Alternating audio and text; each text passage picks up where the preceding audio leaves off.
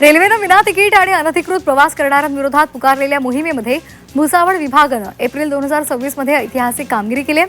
विभागानं एकाच महिन्यामध्ये 1,09,000 प्रकरणांमध्ये कारवाई केली आहे. या कारवाईमध्ये तब्बल 12,23,00,000 रुपयांचा दंड वसूल केला आहे.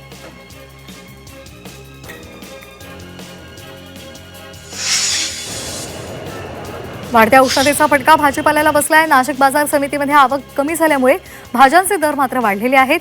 नाशिकमध्ये कोथिंबीरीच्या जुडीला 75 रुपये इतका दर मिळतोय, तर मेथी 50 रुपये, शेपू 35 रुपये, कांद्याची पात 48 रुपये अशी जुडी विकली जाते. यामुळे शेतकऱ्यांना दिलासा मिळाला आहे.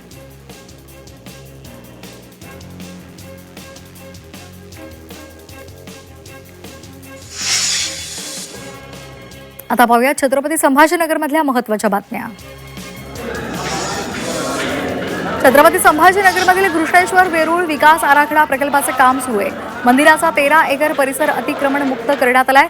त्यानंतर 20 एकर क्षेत्रामध्ये 156 कोटी रुपयांच्या निधीतून 33 प्रकारच्या सोयी सुविधा उभारण्याचं काम सध्या प्रगतीपथावर आहे. छत्रपती संभाजीनगरातील मालमत्ता करदात्यांसाठी दिलासादायक बातमी आहे. सामान्य करात मिळणारी 10% सवलत आता 31 मे पर्यंत वाढवली आहे. एप्रिल महिन्यामध्ये या योजनेला मिळालेल्या उत्स्फूर्त प्रतिसाद आणि नागरिकांची मागणी लक्षात घेऊन महापौरांनी मुदतवाढीची घोषणा केली.